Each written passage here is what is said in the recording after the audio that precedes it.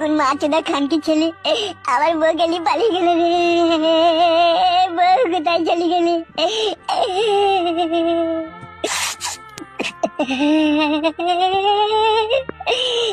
আর আমি আমার বউকে পাবো না। কোন খানকি ছেলে শিউরের বাচ্চা আমার বউ গেলি পালিয়ে গেলে। ও আমার সোনা বউ রে, কোথায় চলে গেলি রে?